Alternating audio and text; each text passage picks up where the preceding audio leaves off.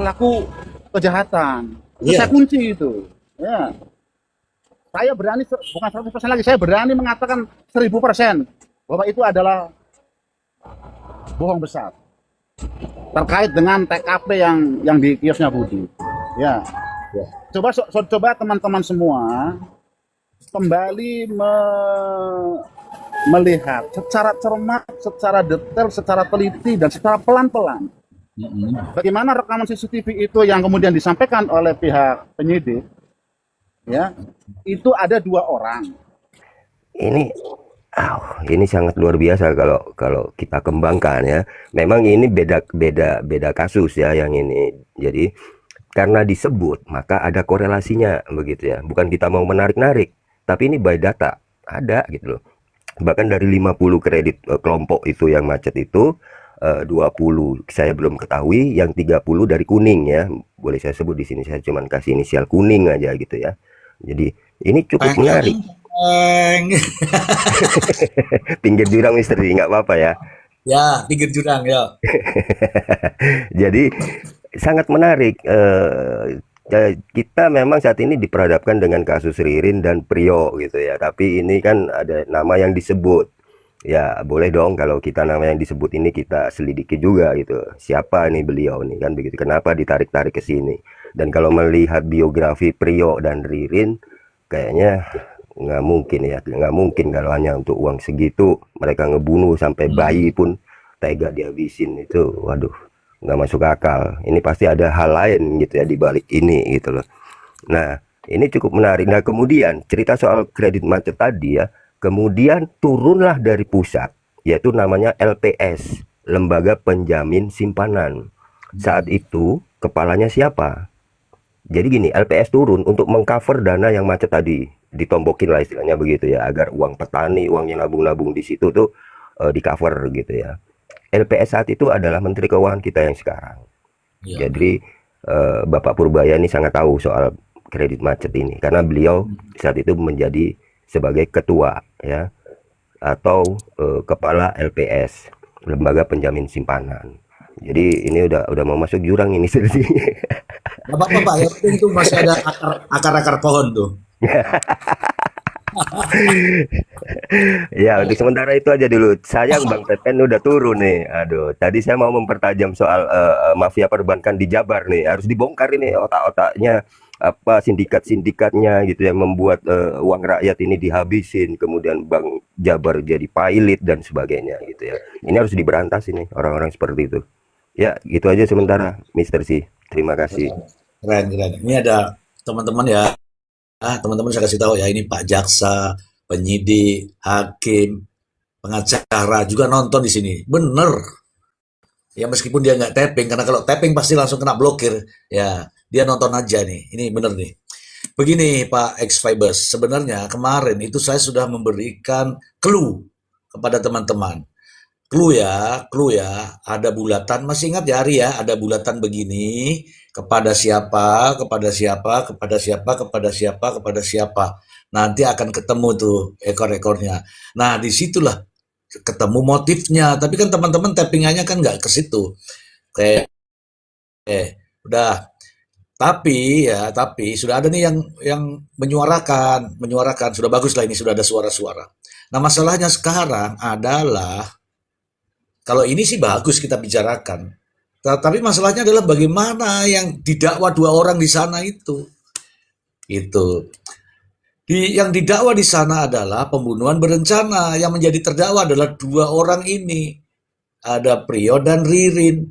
Prio dan Ririn tadinya ini bersatu. Bersatu ya bingung, bersatu. Kok bisa kita ini, kok bisa kita ini. Keduanya pasti begitu. Akhirnya sedikit banyak dia melontarkan nama Des. Sejak itulah nama dimunculkan, itulah ada gejolak.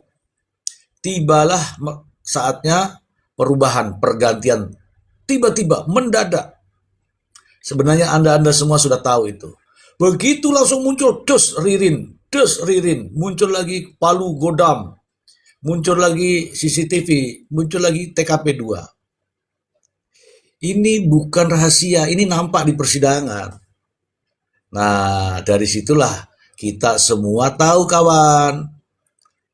saya tambahkan Pertanyaan itu dikit ada, ya, Mister Ji. boleh, boleh, Jadi, boleh. jadi parameter dua orang ini adalah pada nama yang disebut ya. Ya, Kalau Ahmad Yani tidak ditemukan atau tidak ditemukan jejaknya, maka dua ini berat. Tapi kalau ditemukan, dua ini agak ringan. Minimal kena junto lah gitu ya Mister Ji ya. Kena pasal hmm, junto lah. Ikut serta turut serta doang gitu ya. Tapi kalau ya. si AY ini ditemukan, wow ini geger Jawa Barat. Ah, saya buka lagi, Pak. Saya buka lagi. Ada pengacara sebelumnya itu, mungkin nanti Ari jelaskan. Ada pengacara sebelumnya itu sudah menceritakan. Tahu nggak dampaknya itu? Dampaknya karena itu ceritanya ada di YouTube, tiba-tiba take down, Pak. Tiba-tiba take down. Tapi Waduh. kita semua tahu bahwa sesungguhnya sebenarnya gitu kan, ada cerita di balik cerita yang ada sekarang. Nama-nama itu, Pak, nama-nama itu mungkin di BAP ada karena sudah diucapkan oleh pengacara bahwa saya melihat sendiri ada foto-foto yang ditampilkan dari potongan-potongan CCTV. Namun di dalam dakwaan saat ini tidak ada sama sekali, Pak. Resik, bersih. Nah, disitulah ada tanda tanya besar. Tapi tanda tanyanya itu masuk ke pinggir-pinggir jurang. Gitu ya. Oke Pak. Tapi nggak usah diperpanjang dulu, sabar dulu. Nanti agak malam-malam dikit kita pinggir jurang nggak apa-apa. Siap, saya juga mau izin turun, nanti lain waktu saya naik lagi karena ada Ah, sesuatu duh, kegiatan. Gimana buru-buru? Ini lagi nggak kondusif ini badan ini. Iya, oh caranya ya. gampang. Caranya gampang. Apa itu? Tambah 10 menit atau 20 menit di koma pasti sembuh. Nyemplung jurang nanti. Ya, Inilah, terima kasih rekan-rekan, tetap semangat. Mister Ji tetap semangat. inilah Assalamualaikum. kadang-kadang nih Ya, Bang. izin pamit. Ya Bang. Oke. Terima kasih untuk Bang Expibus ya. Ini saya sapa dulu ya kawan ya. Ini ada Pak Dokter. Pak Dokter Seven masih melek atau sudah tidur? Satu kali lagi, Pak Dokter. Ya, mikrofonnya sudah diaktifkan ya. Masih Ya, melek ya? masih melek. Ya silahkan. Tadi kedatangan Pak Pepen tuh, bagaimana Aduh, suasana di sini? seru ceritanya. Saya cuma ini menyimak dari Pak Pepen itu tentang TKP kedua yang pernah dikontrakan oleh orang Padang itu, Master J. Hmm. Nah, itu kan apa namanya?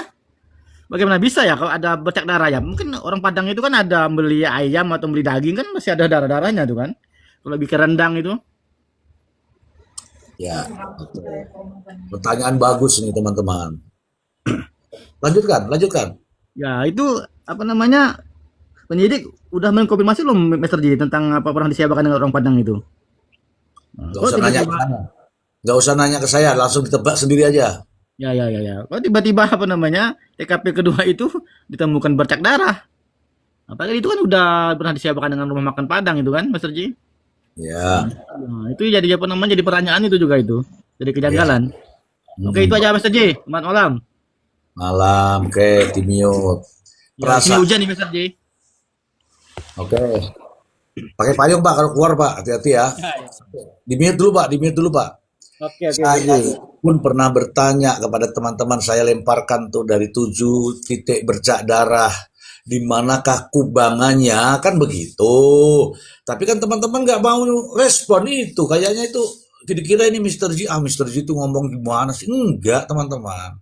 Teman-teman ya. Saya masih prinsip, saya itu pegang betul tadi yang namanya 3K. Ya, apa 3K?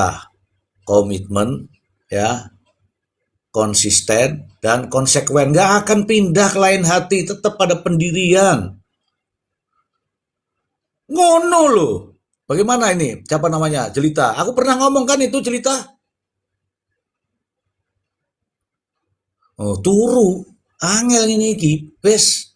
Repot ki. Langsung aja ke Pak Rakyat. Wes. Turu iki. Pak Rakyat. Silakan. Terima kasih Mr. Ji. Selamat malam teman-teman. Saya Syarif dari Bukit Tinggi Padang. Mendengar dari ulasan dari Pak PPD Pendi ya.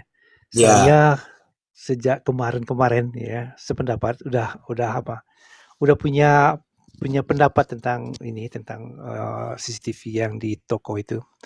Nggak mungkin lah, ya ini kan pandangan saya ya, nggak mungkin lah membawa mayat seperti itu ya. Apa bambunya aja 1,5 meter ya Pak misalnya ya. Mayatnya aja 180 cm, terus terjulai lah kepalanya atau kakinya gitu ya.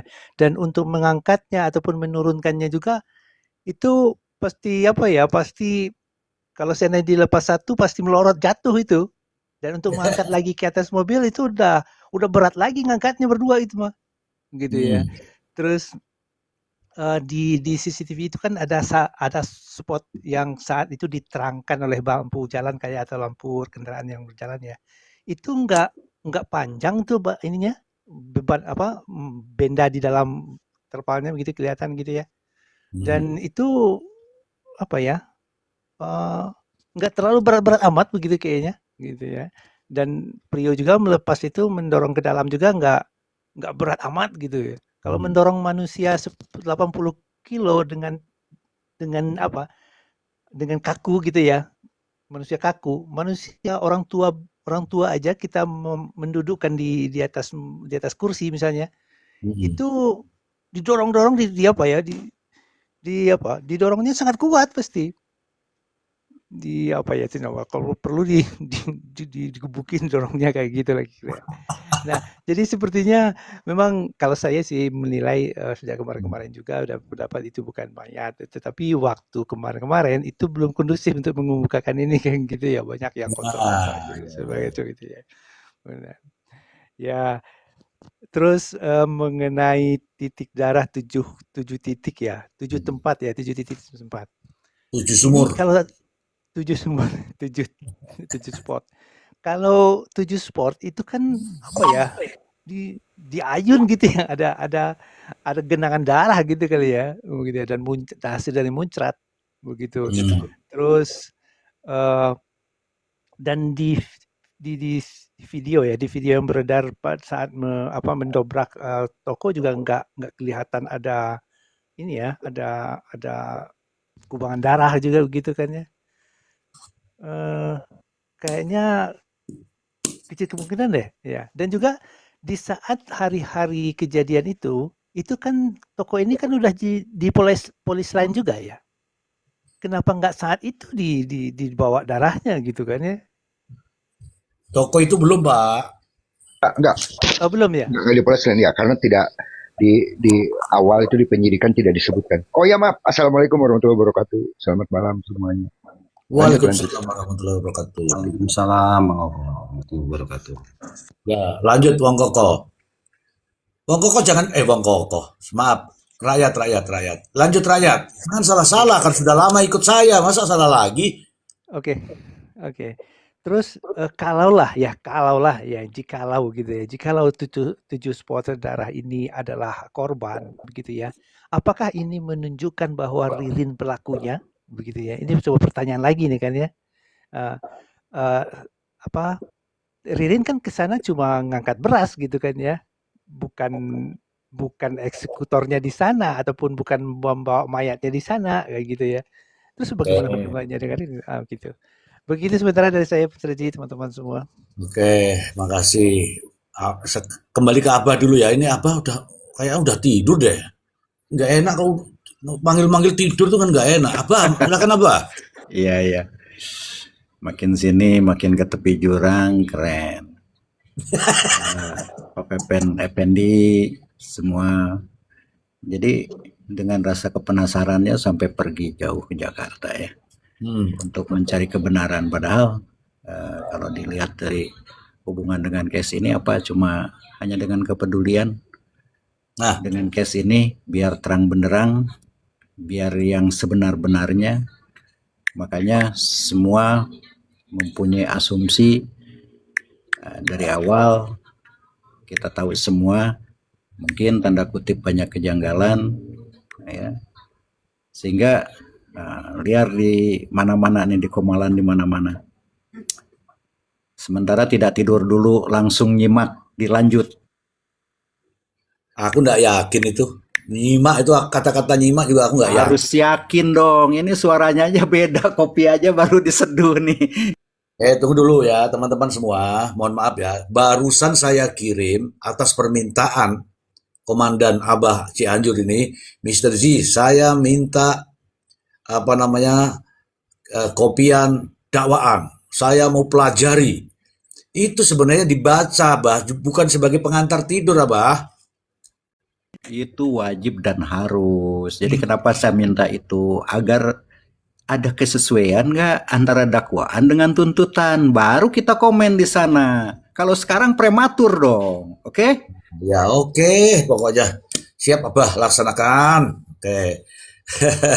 Bah jangan tidur dulu, Bah, nggak enak saya ini. Kalau apa tiba-tiba dulu. Enggak, saya Jangan. temenin. Teman-teman, saya kasih tahu dulu ya, saya kasih tahu dulu biar nanti teman-teman berpendapat itu di kotak itu aja, jangan kemana-mana.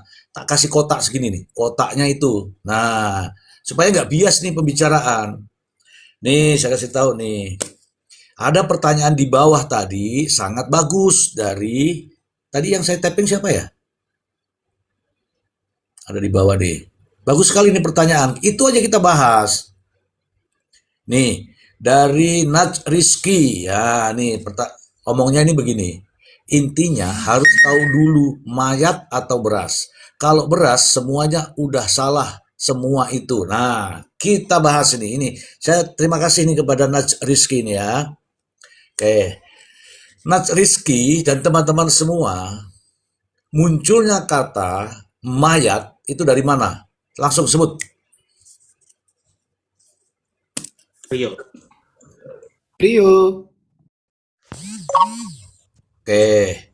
Munculnya kita tahu semua itu dari Priyo. Kemudian dikuatkan oleh kata penyidik. Betul kawan? Penyidik menunjukkan adanya CCTV. CCTV itulah yang ditekankan bahwa itu adalah mayat. Betul kawan? Betul. Oke. Betul ya. Dan hakim mendengarkan itu. Itu di ruang sidang teman-teman. Jadi kita boleh bicara nih di ruang sidang. Ya, ini saya perlihatkan ini bahasanya yang nggak sama ya, nggak sama persis ya. Ini saat itu Priyo dan Ririn sedang ngangkat jenazah Budi dengan menggunakan bambu. Meskipun itu gelap, tapi dia bisa menceritakan itu. Nah, teman-teman boleh ini menjadi polemik nih. Mayat kok kayak gitu ya, beratnya ya, bambunya kok cuma segitu ya. Terus kenapa di depan ya? Kayak gitu-gitu. Pertanyaan muncul semua itu, dinamika itu muncul. Itu keren namanya. Teman-teman jadi penasaran kan? Itu keren. Saya juga sudah berpendapat, masa iya sih? Kan sempit, kan kecil, kan ini. Tapi kan teman-teman, aku diserang waktu itu. Oke.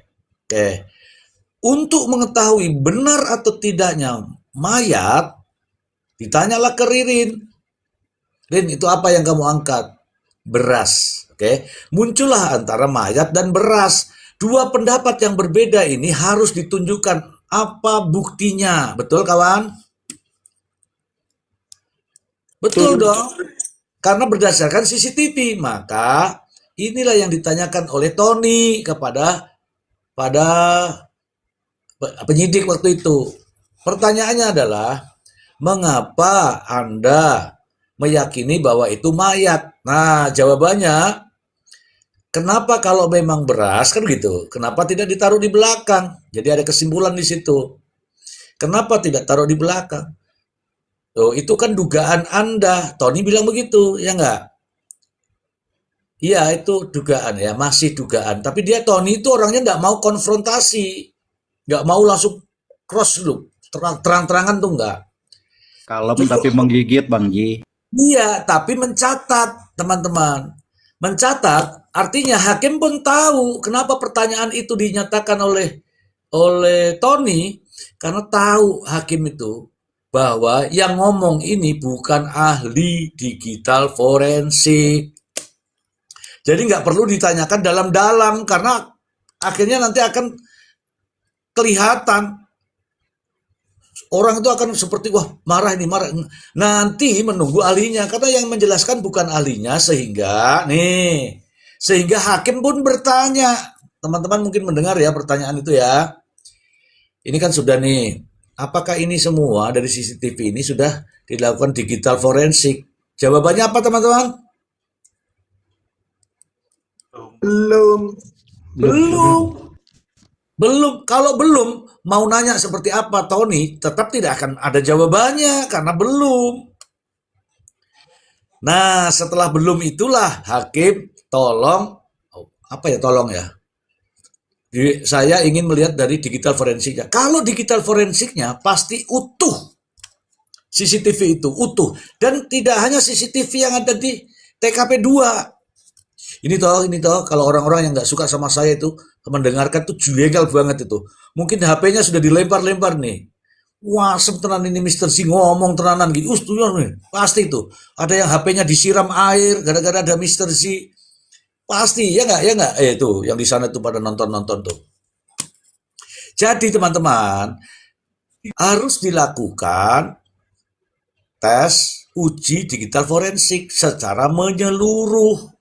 Kalau itu dilakukan betul, tapi hasilnya juga nggak memuaskan Tony akan bertanya terkait digital forensik karena ada hak pengacara untuk menghadirkan ahli tandingan bahasa sederhananya, ya. Kalau itu di undang-undang.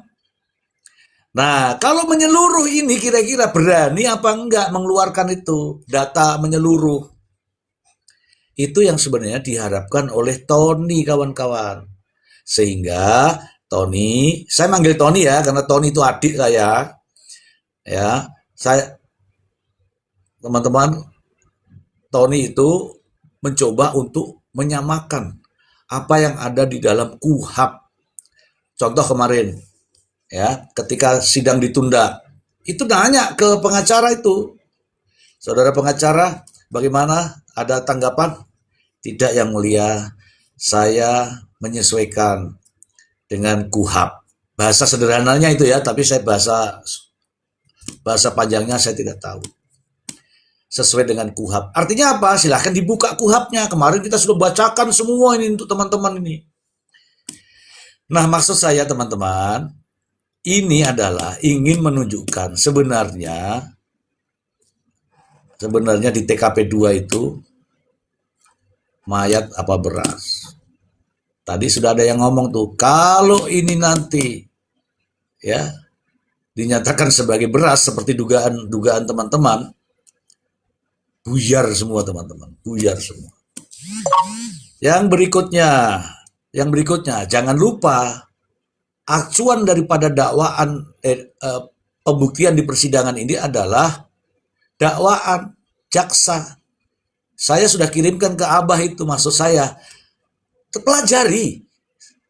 Jadi kalau kita ini ngomong tanpa ada baca dakwaan ya percuma, kawan-kawan. Silakan dipelajari kemudian dipadukan dengan fakta-fakta persidangan. Nanti sampean dulu baru tahu. Oh ternyata.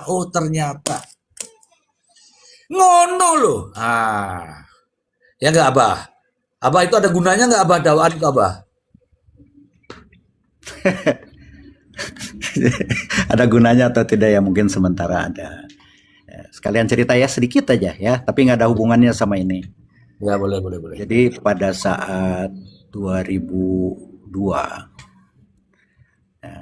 bapak saya kan meninggal.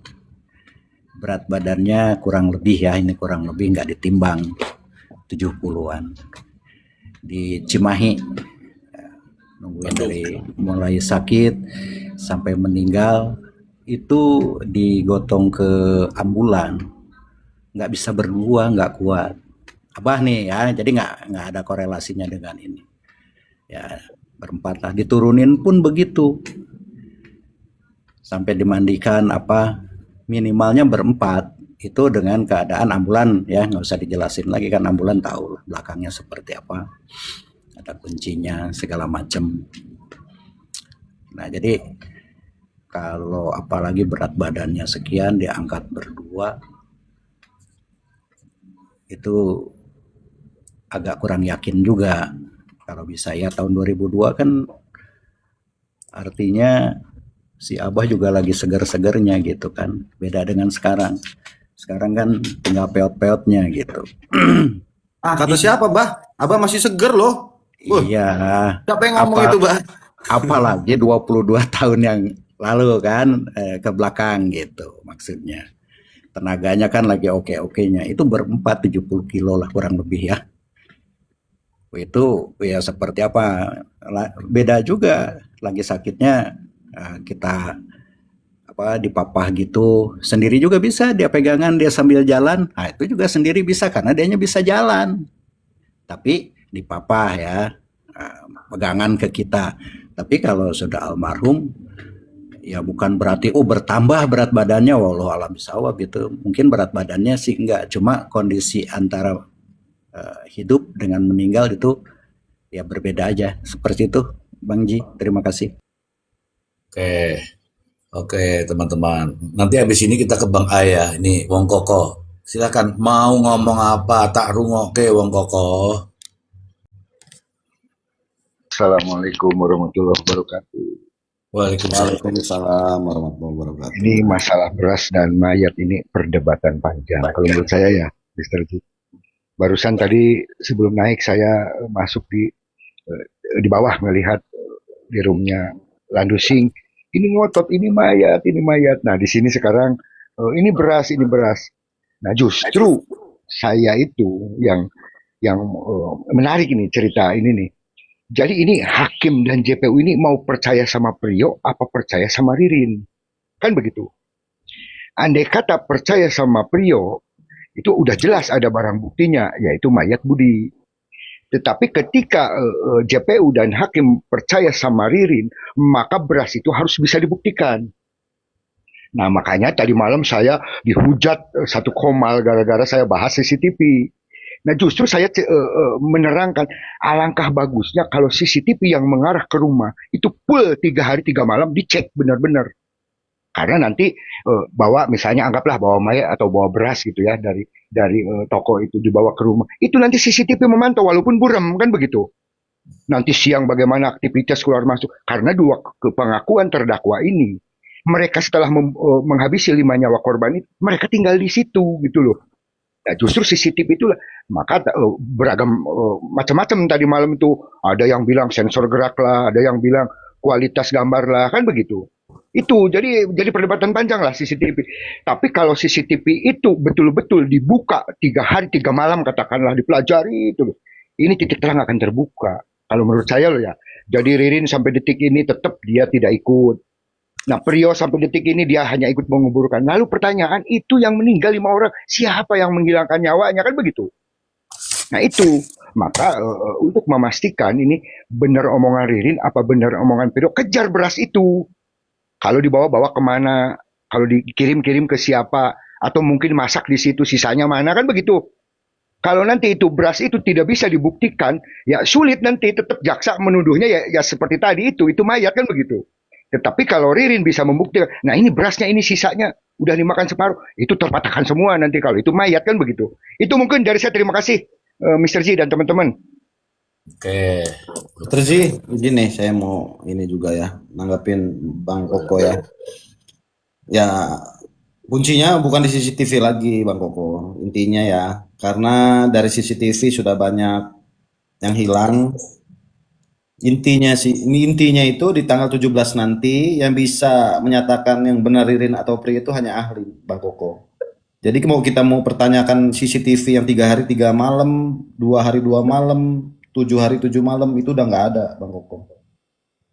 Makanya dari awal Pak Tony udah santai aja. Karena apa? Karena kita lihat nanti pledoinya ini hancur semua ini. Semua barang bukti ini bakalan hancur semua. Karena apa? Karena dari awal sudah tidak sesuai prosedur. Tidak diuji ahli digital forensik, baik itu handphone, CCTV. Jadi yang berhak motong-motong CCTV itu ya nggak mungkin juga. Kita juga kalau kita bicarakan diputar CCTV 3 hari 3 malam, kayaknya hakim juga nggak bakalan mau juga. Karena apa? Karena itu tugas ahli. Nah, mengapa jadi kelemahan dari pihak penyidik atau JPU sekarang ini? Karena sudah tidak sesuai. Jadi yang bakal menentukan ini semua bukannya CCTV itu lagi, tapi keterangan dari ahli yang menerangkan bahwa CCTV ini seperti ini, bukan pihak penyidik atau pihak Inavis yang bukan pekerjaannya. Sama teman-teman di bawah ya, ini kita harus paham di sini, makanya di kasus ini banyak framing teman-teman semua. Banyak penggiringan opini. Banyak skenario-skenario yang bakalan bermunculan. Makanya kita harus pinter gitu loh. Makanya saya kadang-kadang suka heran aja gitu. Kita ini kan termasuk saya bodoh, buta kita ini semua masalah hukum. Tapi kalau kita mau belajar, kita bisa pilih-pilih itu. Minimal kita punya dasarnya. Makanya di sini saya belakangan aja sih, tapi saya sudah dari awal saya sudah meyakini keyakinan saya gitu loh. Atas semua pengalaman yang sudah saya alami teman-teman semuanya gitu loh. Jadi kalau ada orang yang nggak ngerti hukum tapi nggak mau mendengarkan berita hukum, ilmu tentang hukum, itu nggak bakalan luas pemikirannya. Kalau saya ini memang nggak ngerti hukum, tapi saya pernah mengalami itu. Dan saya ambil ilmunya di sini. Kita ngobrol tiap malam sama Bang Prof Emran, sama Bang Maksi, sama teman-teman yang lain, ada Bang Dokter Tujuh. Kita semua yang nggak ngerti hukum banyak belajar di sini gitu loh.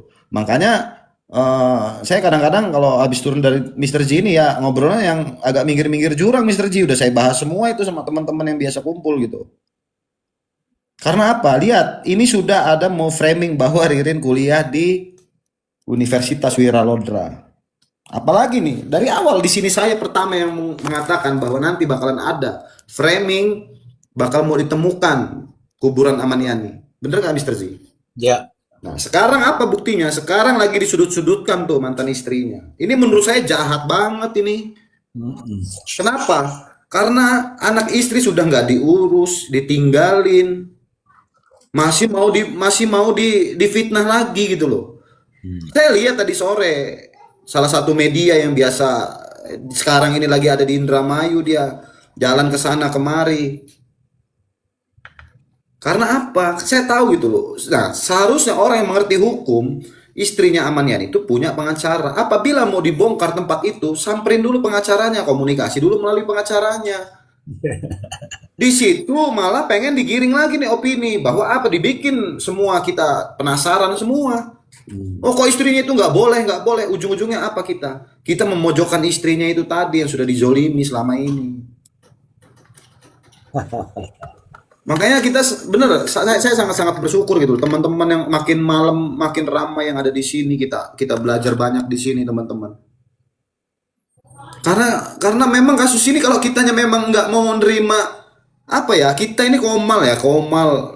Saya suka juga di komal-komal yang lain. Kita ini kan satu tujuan loh teman-teman semuanya. Bahwasannya kita tidak ada yang berpihak. Kita di sini hanya ingin meluruskan sejalan sama Pak Tony, ingin melihat kasus ini terang benderang, tidak ada yang kita lindungi. Kita sampai tidur malam sampai subuh kadang-kadang. Satu tujuan kita. Jadi jangan mau dipecah belah sama framing-framing, sama penggiringan opini. Kalau kita nggak benar-benar teman-teman semua, kita bakal kemakan itu, dan ujung-ujungnya apa? Banyak yang mau ditutup-tutupin di kasus ini. Makanya itu yang saya bilang, saya kecewa dengan adanya Prio membalikan semua keadaan menjadi 380 derajat, bukan 360 derajat lagi.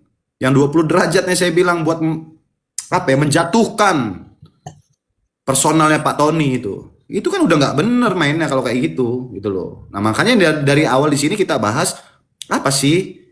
Kita bahas kejanggalan, prosedur hukum. Yang di sini yang kita dapat gitu loh. Di tempat-tempat lain nggak ada. Karena apa di tempat lain? Karena tempat lain tuh udah kubu-kubuan. Walaupun ya kadang-kadang kita di sini juga banyak sekali yang ngira kita ini membela Ririn, membela Pak Tony, padahal nggak ada teman-teman. Kita di sini hanya ingin teman-teman semuanya ya, ini nasib manusia gitu loh. Udah 5 korban, jangan sampai ada korban lagi yang ditumbalkan. Kalau memang terbukti bersalah, hukum seberat-beratnya. Tapi jangan sampai yang melakukan pembunuhan itu, jangan sampai tidak dicari. Itu yang harus kita kawal teman-teman. Kita tunggu keputusannya nanti. Ingat, jangan sampai kita lolosin tuh. Kalau misalkan memang kebukti ya, memang Ririn ada di situ, bakal dihukum, kemungkinan bebas kecil memang. Biar Tuhan yang mengatur semua. Kita hanya bisa berencana, tapi Tuhan yang menentukan, teman-teman. Itu aja Mr. Ji, terima kasih. Baik, saya tadi sudah janji sama Bang Ai, tapi karena kita berikanlah waktu untuk Bang Ari. Teman-temanku, saya kasih tahu dulu, kenapa ini kok harus dibuktikan. Begini teman-teman, jawab saya. Langsung aja dibuka mic-nya nanti teman-teman nih. Sekarang ini jaksa sedang ingin membuktikan bahwa TKP kedua itu adalah mayat. Kak, seperti yang dikatakan oleh Priyo, betul atau tidak? Iya, betul. Betul. Ya. Betul, Ustaz. Iya, betul. Harus betul dong, kalau salah bagaimana wong ini saya ngomong benar kok. Iya. Jaksa ini sedang ingin membuktikan bahwa apa yang dikatakan Priyo itu benar. Yang sejatinya yang diangkat Ririn sama Priyo itu apa? Priyo mengatakan mayat. Pak polisinya mengatakan jenazah Budi. Foto. Jaksa ingin membuktikan. Kalau jaksa bisa membuktikan, ini udah terbukti, anggapannya begitu. Tetapi Ririn mengatakan, walaupun 3 ini, Ririn mengatakan itu beras. Sekarang, kira-kira dari dakwaan jaksa ingin membuktikan itu mayat, Priyo mengatakan mayat, polisi mengatakan mayat, siapa yang tersudutkan ini? Sebut. Langsung sebut. Ririn. Nah, Ririn mengatakan di depan hakim itu beras. Nah, sekarang ada 2 pendapat antara beras dan mayat. Untuk membuktikan itu adalah CCTV. Karena ini kan nggak yakin. Dan dengan tuduhan ini nggak yakin. Dengan jawaban ini nggak yakin. Sama-sama tidak yakin. Seperti yang ditanyakan sama Wong Koko tadi. Apa yang mau dipakai hakim nanti kalau nggak yakin? Ya itu tadi. Ahli digital forensik. Bagaimana kalau digital forensiknya tidak ada? Atau ininya tidak ada? Berarti bukti-bukti yang disodorkan itu tidak mampu meyakinkan hakim. Oke, sampai di situ dulu ya. Ini ada pertanyaan dari Muhammad. Mr. Z, kalau terpotong-potong, apa mau datang ahlinya? Kan ahlinya harusnya tahu CCTV asli, tidak terpotong-potong. Silahkan Bang Ai, langsung ditanggapi Bang Ai. Ya, jadi proses akuisisi digital evidence itu pasti harus melalui proses yang namanya digital forensik, dan itu harus dari awal. Bukan masalah. Jadi gini, mungkin perlu kita coba definisikan apa itu dipotong-potong. Jadi yang dipotong-potong ini apakah dipotong-potong oleh sistem atau dipotong-potong secara sengaja oleh manusia, walaupun itu menggunakan sistem ya juga, manusia yang menginstruksikan sistem. Nah, ini perlu dijelaskan gitu, perlu dijabarkan. Yang dimaksud kalau dipotong-potong itu adalah definisi yang diedit kalau di Undang-Undang ITE, maka itu tidak diperbolehkan. Tetapi kalau sudah dipotong-potong dari sananya, maksudnya dari sistemnya, itu diperbolehkan. Oleh karena itu digital forensik itu tidak hanya mengambil filenya, tapi mengakuisisi sistemnya. Jadi supaya diketahui bahwa sistemnya ini ketika memproduksi file, kalau dalam konteks CCTV ya, file video yang diproduksi oleh CCTV tersebut, apakah dalam bentuk potongan, kalau dalam bentuk potongan itu seberapa besar potongannya, apakah variabel atau fix, atau bagaimana, atau tadi yang Abah sempat juga, apakah, bukan Abah tadi ya, siapa sih?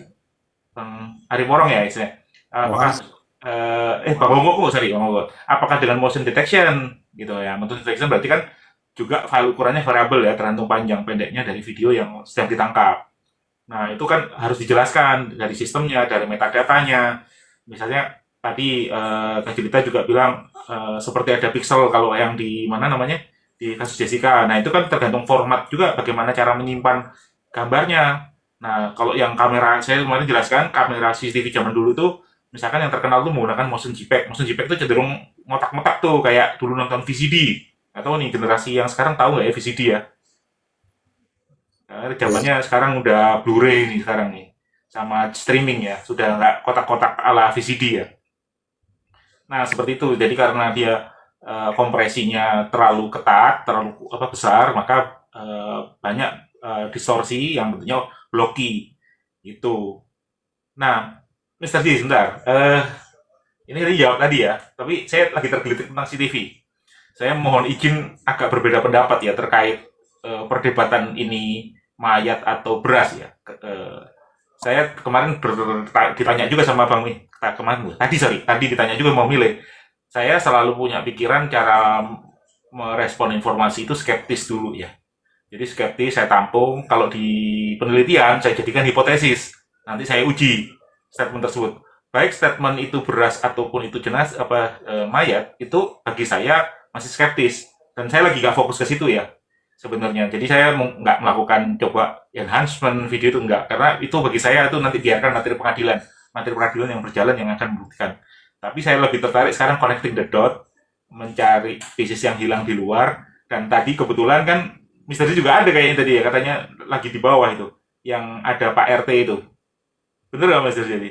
Ya, aduh, siapa ada orang ditanya-tanya. Mau sebelah. Iya, itu RT itu. RT tapi bukan RT lokasi TKP, tapi sebelah. Tapi dia yang sering nongol ketika didatengin media, karena RT setempatan itu tidak berani nongol Mister Ji, pada takut semua. Gitu. Jadi dia yang akhirnya banyak nongol. Nah, jadi tadi dia bercerita itu peristiwa-peristiwa kritis di seputar waktu penemuan jenazah. Jadi ada yang menarik ya, mungkin nanti Teh Jelita tadi bisa menambahkan ya. Yang jelas ada fakta menarik itu yang dijelaskan Pak RT terkait CCTV nih, yang CCTV bengkel.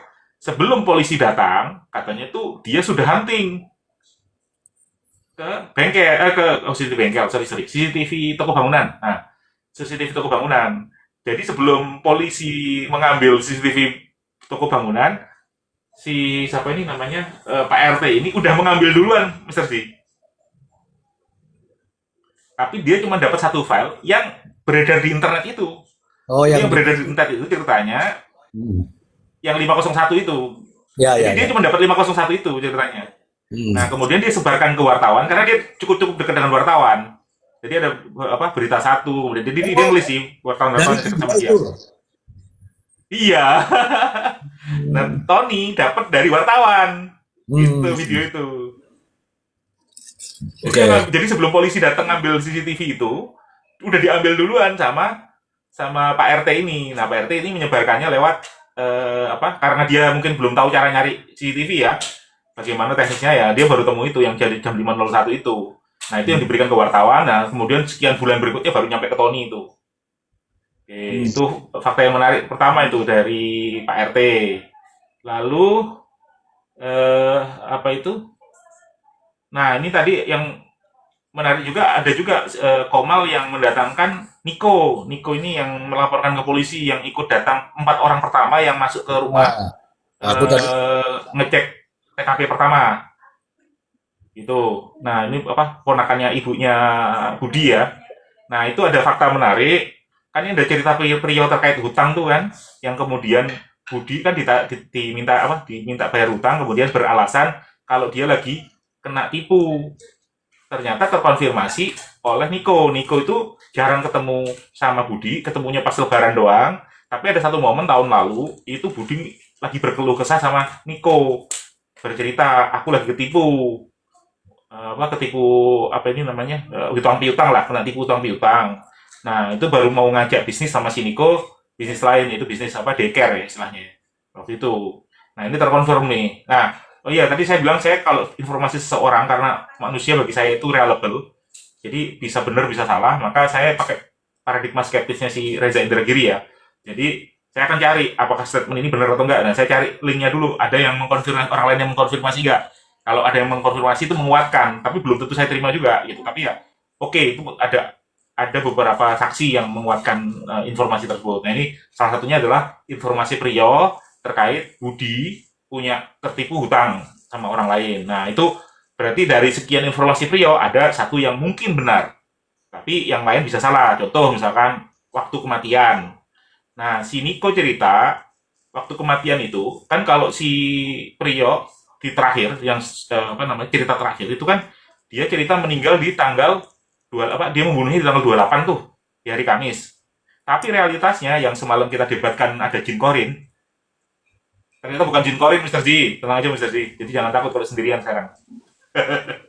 Ya, ya, ya. Jadi ada apa itu namanya orang yang ngontrak di tempatnya Pak Sahroni itu sempat dimintai tolong memasangkan lampu di teras di Jumat jam 2. Jadi dimintanya sebelum Jumatan, tapi baru dikerjakan sama orang yang apa namanya orang yang ngontrak. Jadi ini orang kan di belakang ada kontrakan yang 13 pintu atau 15 pintu itu. Nah, salah satunya diminta tolong oleh Pak Saji Saroni untuk memasang lampu di teras secara tinggi itu kan. Nah, itu dia bantu pasangkan di jam 2 habis Jumatan. Artinya apa? Di habis Jumatan itu belum ada itu mungkin tamu ririn dan sebagainya. Nah, Pak Saroni masih kelihatan hidup bareng sama si itu masang lampu. Nah, selain saksi-saksi itu ya yang melihat lagi Jumatan yang Haji Wahyudin tuh yang ketemu di Masjid Jami Cirebon, Masjid Agungnya Cirebon. Kemudian siapa itu yang anaknya Pak Zul tuh yang di konter juga lihat sempat lihat naik motor lewat dan sebagainya. Keterangan pecel lele itu. Itu keterangan dari kenapa? Ada keterangan sama penjual pecel lele juga kan itu? Oh iya, pecel lele. Ya, pecel lele tuh ini si siapa? Sore-sore jam 4 beli nasi bungkus apa sih? Nasi pecel lele. Gitu. Masih kelihatan di jam 4 sore. Loh, Oke. Itu keterangan dari Pak RT itu. ini masalah lagi nih. Sebenarnya Gimana ini Mas kan Haji? kalau kejadian itu kan harus jelas dulu ada teman-teman Bubar sudah semua, tahu yang namanya Mr. lokus Ji ya. dan lokus kan. Bubar, udah bubar. Ya gitu Mr. Ji. Nah, langsung yang menarik lagi nih Mas Haji. Tadi sempet tuh si apa itu Ladusing ternyata punya video tempat jenazah ditemukan. Ternyata Mr. Ji lebih sangar lagi kondisinya. Apa itu? Itu ruangan sempit sekali. Kalau dikerjakan 2 orang, waduh, kayaknya sih gak cepet ya. Kecil sekali. Lorongnya kecil, ruangan waletnya kecil. Saya bayangin tuh apa? Karena saya punya temen yang punya sarang walet itu kan gede ya. Ini nggak kecil ya. Lebarnya ya cuma selebar 1,5 itu, Mr. Ji, kira-kira. Oh. Ruangannya itu. Lorongnya kecil, lorongnya seukuran pintu rumah gitu. Pintu rumah jangan pintu rumahnya Mr. Ji ya, yang double decker ya. Ini rumah kampung lah, kira-kira kebayangan pintu satu daun pintu itu Mr. Ji. Oke. Nah Sudah. itu lorongnya sih itu Mr. Ji. Kecil, makanya saya wah ini nggak mungkin berdua ini. Pasti gotong royong nih. Ngangkutin tanahnya keluar juga butuh waktu kan. Gitu. Nah itu yang fakta dari Radusin tadi, dia punya itu kayaknya dari situ deh, dari Ruslandi itu. Lalu Niko, oh iya, terkait itu yang koper kemarin ya katanya itu ya. Kalau Niko sempat dikasih tahu di hari H itu bukan di hari H ya. Katanya itu ada dokumen-dokumen yang hilang, surat berharga katanya. Nah itu narasi yang dibunyikan penyidik di lapangan ya, ketika di hari H. Lalu apa lagi Surat berharga yang hilang. Iya, dibilangnya di situ. Jadi Niko itu, 2 hari 3 hari ya, 2 hari 3 hari setelah kejadian penemuan jenazah, Niko sempat bertanya kepada penyidik. Dijawabnya begitu. Apa aja yang hilang selain ada perhiasan dan sebagainya? Salah satunya disebut surat berharga katanya. Terkait BJB. Oh, satu lagi. Oh iya, surat berharga dan dia merasa terkonfirmasi karena dia didatengin BJB. Buku rekening. Jadi ada beberapa asetnya Haji Saroni yang diagunkan ke BJB. Itu ditanyakan ke Niko didatengin selaku ahli waris. Gitu. Lalu satu lagi yang menarik nih, yang saya bilang tadi connecting the dot ya. Tadi Pak Feven tadi menyebut satu aktor. Walaupun di cerita Pak Feven nggak tentang ini, tapi aktor ini menarik. Mungkin nanti Bang Mile bisa bahas nih. Ada seseorang yang saudaranya Haji Sahroni itu datang 4 kali. Oh sebentar, belum itu ya. Oh ya, yang terkait tadi ada polis lain. Nah gini, tadi saya tanyakan tuh, kapan pembobolan tokonya Budi itu kan. Itu ternyata bukan tanggal 12 September, itu terjadi 3-4 hari setelah ditemukan jenazah. Jadi kira-kira di tanggal 5 sama 6. Cuman diupload ke Facebooknya tanggal 12. Tanggal 12 September. Itu kenapa dibobol? Tadi saya tanyakan. Karena mau buat tahlilan. Jadi telur sama minyak dan sebagainya itu dibuat sebagai bahan tahlilan. Tapi tahlilannya bukan di lokasi TKP, tapi di tempat rumahnya Haji Sahroni di desa sebelah, desa jauh sih katanya, desa Sindang katanya kalau nggak salah itu. Nah itu momen tanggal 5 ya, ada pembobolan itu. Lalu tadi kan disebutkan ada polisi lain nggak? Ada. Tadi tolong konfirmasi juga sama Pak RT. Di tanggal 13 itu kan ada yang bikin konten. Jadi pasca pembobolan itu di polisi lain sama polisi. Tapi tadi saya tanya ke Pak RT, Pak RT habis itu ada itu nggak olah TKP lagi nggak? Setahu dia nggak pernah lihat gitu ya. Cuman di polisi lain aja habis itu tinggal. Kata Pak RT gitu. Kemudian yang berikutnya itu tadi yang saya aktor yang mendatangi Pak RT 4 kali seminggu 2 minggu setelah ditemukan jenazah. Ini yang menarik nih. Pertama datang sendirian. Sosok ini udah muncul di media dan itu mengaku adiknya Haji Sahroni dan mengeklaim bahwa asetnya Haji Sahroni itu miliknya. Nah, tapi ditolak sama RT, diminta ke kelurahan. Habis itu datang sampai 4 kali tapi bareng sama kata Pak RT-nya, dia menyangka itu adalah petugas pengadilan dengan badge dengan badge tipikor, ada tulisan tipikor. Kemungkinan besar jaksa tipikor ya. Saya kurang tahu juga ini. Ada nggak ya pengadilan tipikor di Indramayu? Nggak ada lah. Petugas? Nggak ada. Nggak ada. Ada Mas Sirsi. Oh ada ya. Sudah lama sampai level kabupaten ya? Tidak ada. Oh tidak ada. Berarti mungkin jaksa ya, jaksa tipikor ya. Ini kan saya bilang tidak ada, masa didengar ada. Oh, tapi intinya gitu, dia si adiknya Pak Sahroni ini datang ke tempatnya Pak RT itu bareng sama orang kayak ASN tapi berbaju coklat gitu, antara pengadilan atau jaksa. Ada badge-nya di lengannya itu ada badge tipikor tulisannya gitu. Lalu juga mendatangi kelurahan. Nah, menariknya kontennya nih, Mr. Z. Alasan kenapa pengen ngambil rumah TKP itu untuk dijadikan sekretariat ormas. Apa itu yang bilang Bang E? Hah? Siapa yang bilang Pak itu? RT. Pak RT, ya Bang Mile nih kalau mau nambah-nambahin. Oke, cocok. Nah ini agak yang terakhir ini agak pinggir jurang sih. Oke Mas Diri, cukup di situ. Oh iya, satu lagi saya lupa. Lanjut dulu, Bang. Bentar. Saya terkait lagi. Tadi kan saya sudah ngasih proof terkait kontennya Prio ya, yang Ririn. Nah, kesaksian Pak RT itu pas bantu bobol tokonya Budi, itu ada yang menarik nih. Ini memperkuat Ririn. Jadi Pak Zul pas habis dibuka itu kan gelap tuh. Kemudian Pak RT bilang, nyalain lampu, jedeng gitu kan, terang. Pak Zul komen pertama apa? Beras kok tinggal 1,5 karung, biasanya banyak. Nah, silakan ditafsirkan sendiri. Gitu Mas Rizky. Betul itu, Bang Ai. Oke ya, aku narasi dulu ya kawan-kawan ya. Terserah teman-teman sependapat apa tidak, tapi ya saya harus sampaikan. Kalau Bang Ai tadi bilang skeptis ya dengan hipotesis mengenai ya mungkin mungkin terabaikan mayat dan beras. Oke, kalau mau bicara tentang itu tadi, tentang dokumen yang hilang, tentang apalagi dokumen BJB dan sebagainya, nggak masuk. Karena apa? Bukan ranah kita. Mau bicara sampai berbusa-busa itu tidak akan ada yang dengar. Percaya sama saya. Yang didengar ya ini, karena ini bagi saya mohon maaf ya, bagi saya ini saat ini krusial ini, penting. Kenapa? Ya mayat dan beras itu. Kenapa? Kalau tidak, apa yang bisa dibuktikan terkait kasus ini? Terkait kasus ini loh yang Ririn dan Prio jadi terdakwa ini. Makanya kalau saya mengatakan bahwa beras dan jenazah atau mayat ini saya ke situ. Tapi kalau teman-teman arahnya kan aku tahu nih, mengarahnya kemana-mana aku tahu. Karena apa? Ya memang itu yang sejatinya motifnya itu di situ. Tetapi kita melihat fakta yang ada sekarang, mohon maaf nih, ini tinggal sedikit hari, teman-teman, sedikit hari. Jaksa mampu membuktikan dakwaannya atau tidak.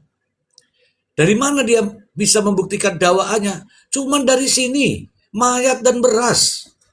Oke, yang berikutnya, kalau hari kejadiannya saja masih bingung, antara hari Kamis malam atau Jumat sore, Pak Haji Saroni masih ada. Sementara dalam suatu kejadian perkara, harus ditentukan terlebih dahulu lokus dan tempusnya. Kalau dari uraian dakwaan jaksa itu dimulai dari tanggal 29 pukul 00.00 sekian. Artinya apa? Kamis baru Jumat subuh. Itu mulai kejadian. Tapi kalau ini ada cerita bahwa Pak Haji Saroni itu masih masang lampu di Jumat sore, lah terus bingung lagi kita. Oke. Yang berikutnya terkait dengan CCTV, pertanyaan tadi Pak Muhammad. Pak Muhammad itu ada yang namanya potong. Potong itu bisa terpotong, bisa dipotong, atau bisa potongan. Kalau terpotong artinya ada sambungannya. Dari sini loncat ke sini, namanya terpotong. Nah, ahli tahu itu siapa yang memotong itu, kenapa jadi terpotong, ada sambungannya. Kalau dipotong, berarti ada orang lain yang sengaja melakukan itu. Dipotong. Nah, kalau potongan ya orang itu yang supaya biasalah, kalau potongan itu kalau saya kasih sepotong di VT itu pasti ribut. Padahal masih ada yang lain itu. Ini artinya yang bisa menjelaskan ini adalah ahli. Bukan orang lain ini. Kalau sekarang ini kita percaya dengan siapa yang menarasikan di pengadilan? Penyidik. Padahal penyidik itu bukan ahli. Secara hukum dalam aturannya harus ahli. Ahli itu bukan hanya surat, tetapi orang tersebut datang dan disumpah untuk memberikan keterangan di depan majelis hakim. Kemudian aku mendengar nih ada surat berharga yang hilang. Ini menarik. Kalau ada surat berharga yang hilang, itu akan ketemu motifnya. Jadi teman-temanku, ini adalah, saya tidak tahu nih ada cerita tadi toko di polis line. Kalau ada bunyi polis line itu artinya apa? Dibutuhkan untuk kepentingan penyelidikan. Kalau di polis line terus dibiarkan, lah terus ngopo di polis line itu. Teman-teman, saya sampaikan ini episode kedua. Yang ini sekarang ini episode kedua. Episode pertamanya apa? Itu masalah kredit fiktif itu. Rame itu sebenarnya, tapi kan nggak ada yang tahu, nggak ada yang ramekan. Nah, pembunuhan ini adalah episode kedua. Kemudian episode ketiga nanti ada, ya urusannya dengan warisan tetek mengek itu. Yang episode keempat pun ada, munculnya nama-nama baru nanti ya. Begitu teman-temanku. Nah, sekarang apa yang harus dibuktikan? Yang harus dibuktikan adalah benar atau tidak. Di situ mayat. Kalau itu benar mayat, sudah selesai dakwaan tuh. Yang berikutnya, kalau beras, selesai juga dakwaan itu. Nah, bagaimana tidak lanjut daripada hakim? Kasih tahu nih teman-teman. Teman-temanku semuanya, hakim saat ini, kecerdasannya hakim itu digunakan sekarang. Karena itu dalam ranah wewenangnya. Oke, kalau itu dihadirkan sebagai alat bukti CCTV, maka harus didasari dengan atau dikuatkan dengan ahli digital forensik. Kalau tidak, nggak akan dipakai. Nggak akan dipakai dalam mengambil pertimbangan. Karena syarat-syarat untuk bisa diambil sebagai pertimbangan, alat bukti itu harus sah. Sah itu bagaimana? Harus ya memenuhi syarat formil dan material. Nah, kemarin Bang Ai sudah menjelaskan, biasanya kalau ahli itu dilakukan pemeriksaan itu mulai dari BAP, kemudian diberitahu kronologis kasusnya. Kalau tiba-tiba langsung di persidangan ya tanda tanya, mau atau tidak. Tapi ingat, mau atau tidak justru munculnya ada di Tony. Kalau mau hasilnya seperti apa, kalau tidak mau dia akan melakukan apa. Begitu kawanku, betul tidak Bang Ai? Ya, betul. Nah, saya sedikit pengen komentari kenapa tadi saya skeptis di ranah CCTV, Mr. J, ya. Di hari ini ya khususnya ya. Hari Ya. ini dengan perkembangan AI yang cukup signifikan, ini saya harus mau tidak mau agak skeptis ya, karena saya juga punya knowledge di sana kan. Nah, apa namanya, ahli pun kadang-kadang suka terkecoh dengan AI. Jadi saya agak khawatir ada permainan-permainan di situ, karena ini sepertinya di belakangnya ada yang lebih besar, Mr. Sijo, nggak cuman aktor-aktor yang ada di Indramayu. Nah, ini ya working hypothesis istilah kalau di saya ya. Working hypothesis saya ini aktornya tidak hanya di Indramayu. Sementara sekarang gini, realitasnya di Indonesia ini kita itu punya AI facility itu hampir sama dengan Cina, Mr. Z. Kalahnya kita itu researchernya aja. Researcher kita kalah sama Cina. Cina punya jutaan PhD, kita mungkin yang PhD di bidang AI mungkin baru puluhan ribu atau ribuan kali ya, istilahnya. Jelek-jeleknya ribuan gitu. Paling bagus-bagusnya puluhan ribu. Itu asumsi saya. Jadi belum besar. Akhirnya ya ngeri. Tapi kita secara hardware sanggup gitu. Nah, kalau pengen tahu kesanggupan Cina itu kan kena ini ya, kena embargo Amerika kan, sehingga tidak bisa beli hardware. Kalau dia dibuka, wah itu udah ngalahin Amerika itu pasti. Udah mungkin dunia ini paling kenceng AI-nya ya Cina mungkin ya, dan paling advance. Salah satu contohnya itu kalau mau cari Sea Dragon. Ada project namanya Sea Dragon, ular naga laut, laut, dragon, ular naga. Itu project gila banget itu. Itu bisa bikin video sangat realistis. Nah, saya ngerinya hal-hal seperti ini digunakan dalam membuat fabrikasi. Jadi katakanlah betul tuh mungkin ya, itu beras, tapi bisa dipaksakan jadi mayat gitu kan. Sangat persis kayak mayat. Bisa juga itu mungkin. Karena apa? Saya skeptis itu karena nggak proper dari awal. Dari sejak pengambilan nggak proper, dan ini udah dikuasai oleh pihak-pihak yang memang cara menyajikannya tadi, kalau kata Mr. Jadi, dalam bentuk potongan-potongan. Dan sengaja dipotong gitu istilahnya. Disajikan dengan bentuk framing gitu.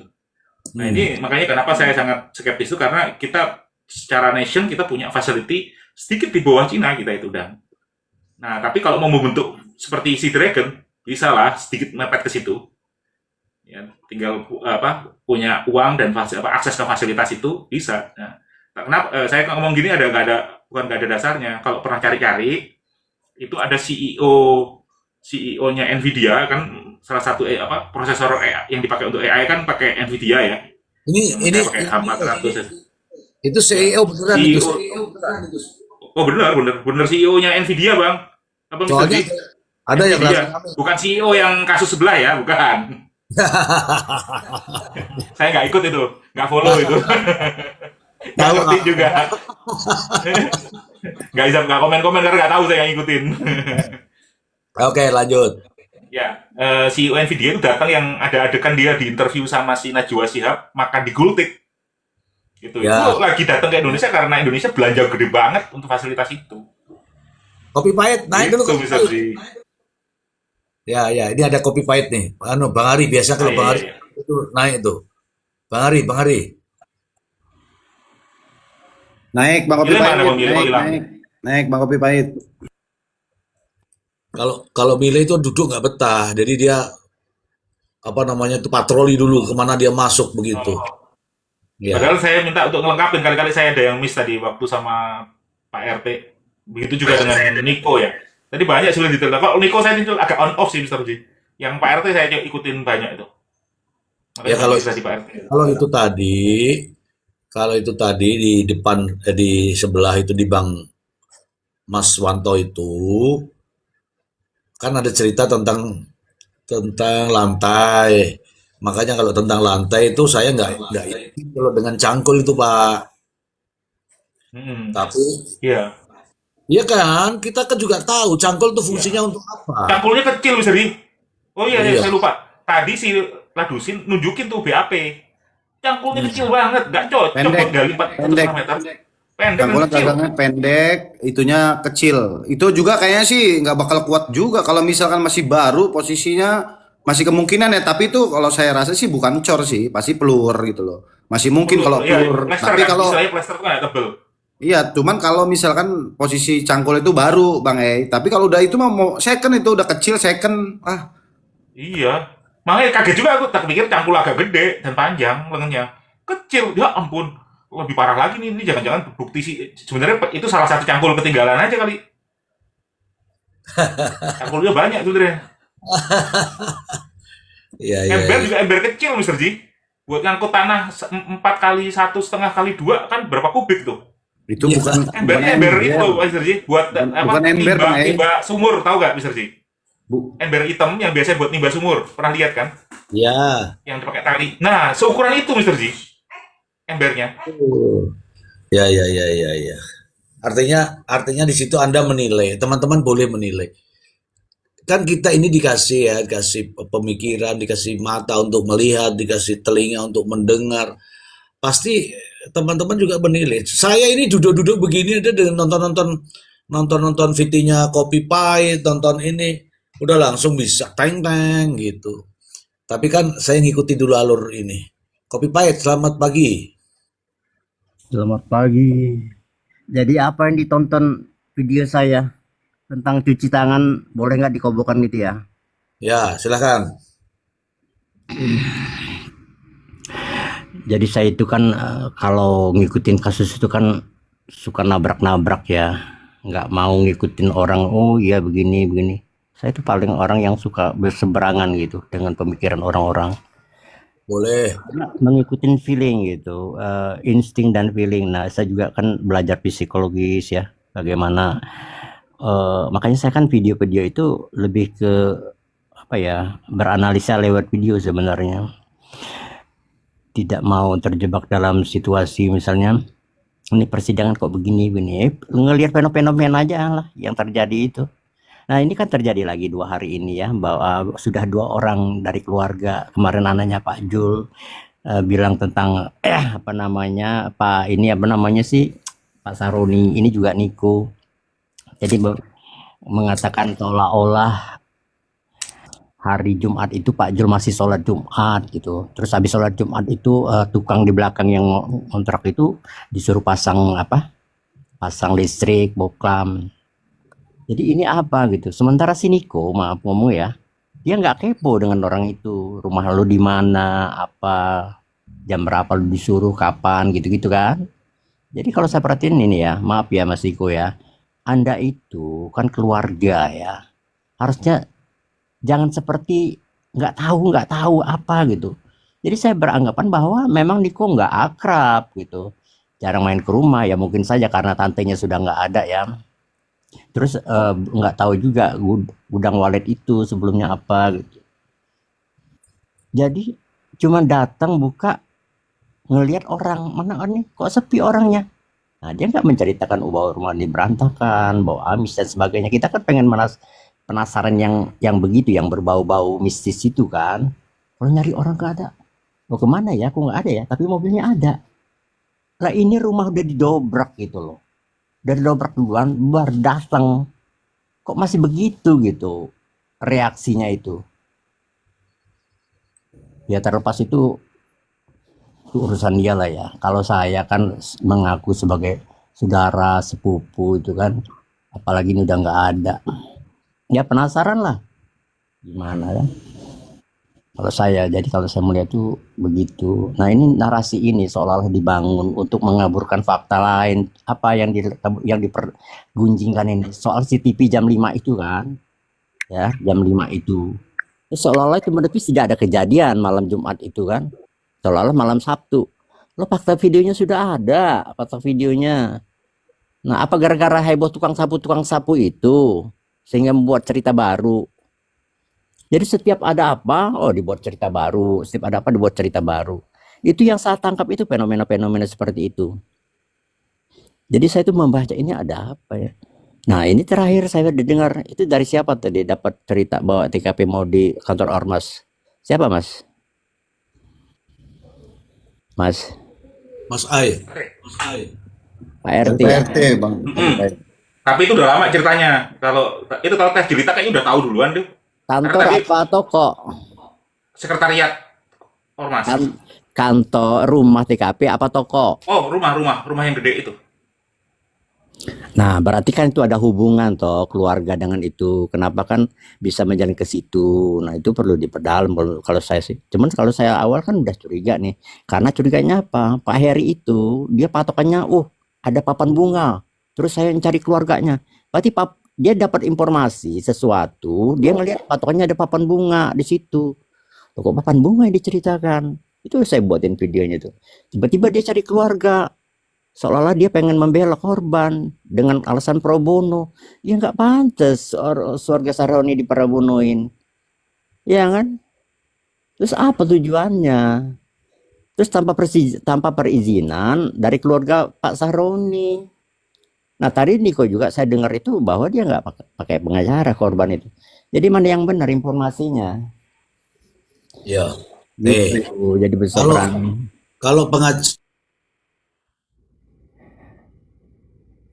Ya kita itu kan ada bekerja, itu kan ada surat kuasa ya.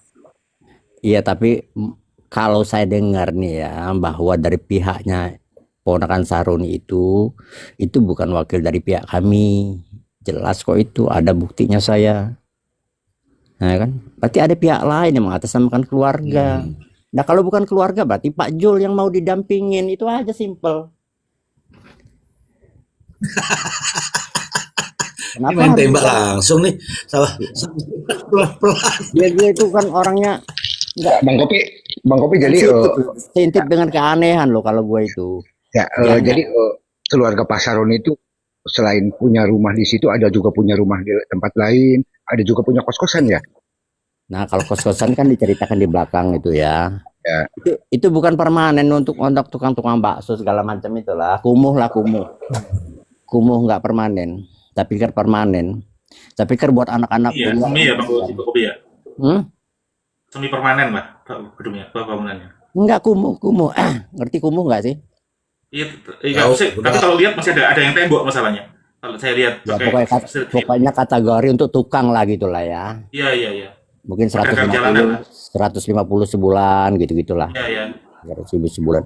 Jadi bukan ada AC-nya, ada kamar mandi, Petakan. bukan untuk kayak kontrakan yang orang berkeluarga layak pengantin baru misalnya gitu. Ya, petakan kecil, petakan kampung. Itu Bang Kopi, apakah betul rumahnya Pak Jul juga miliknya Pak Haji Sahroni? Ya informasi dari PRT begitu.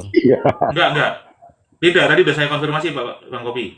Kalau itu gini, ini agak melebar jadinya masalah harta orang lain. Gimana? Tapi prinsip gini, Pak Sahroni itu bukan orang situ, dia orang Sindang. Memang betul Pak Sahroni di Sindang sana juga kaya bapaknya. Ini dua keluarga kaya yang bersatu lah, kira-kira gitu ya. Ibunya, istrinya Pak Sahroni, bapaknya juga super kaya. Tanah di situ itu tanah rumpu punyanya bapaknya, ibunya Pak Sahroni. Tanah bapaknya istrinya Pak Sahroni. Nah itu dibagi-bagi, makanya tadi kayak Niko tuh tinggal nggak jauh dari situ, beda RT doang. Itu juga tanah bapaknya juga. Kan saya sudah cerita. Kan saya sudah cerita tadi malam. Bahwa keluarga ibu, khususnya ibu Sahroni ya, bukan dari ibunya Budi ya, dari ibunya Sahroni, kebanyakan tinggal Sindang. Nah, desa Sindang, kecamatan Sindang, berdekatan dengan Terusan, Babadan, gitu-gitu kan, Penganjan, itu dekatan mereka itu. Gitu ya, memang tuan tanah lah, sawah gitu, orang dulu, orang kaya lama lah. Gitu. Jadi, itulah kalau keluarganya ini kan yang rame-rame ini kan keluarga ibunya Budi ini. Ya kalau Niko itu dari kubunya ibunya Budi. Iya, adik Ibu. Siapa itu yang datang ke Pak RT itu dari Pak Sahroni. Yang mana? Terus Pak Sahroni sama ibunya jadi kacap juga dua-duanya ya ketika beliau masih menjabat gitu. Iya, kacap bang itu. Ya, kacap gitu. Kepala cabang. Gimana Mas Iya, betul apa? Kalau yang datang itu kan kenapa? Yang datang kemana maksudnya? Keluarganya Ke datang? RT, adiknya Itu Pak Pak Saroni Haji yang Muhaimin. beda ibu, tapi tunggal Pak bapak. Haji Muhaimin itu kayaknya. Nah, Oh, Pak Haji Muhaimin yang nomor. Muhaimin. Iya, Ya, iya, itu iya. kan tunggal bapak tapi beda ibu. Iya, kandung kan berarti Ya, kan. ya itu kan datang juga mau ngeklaim tanah itu.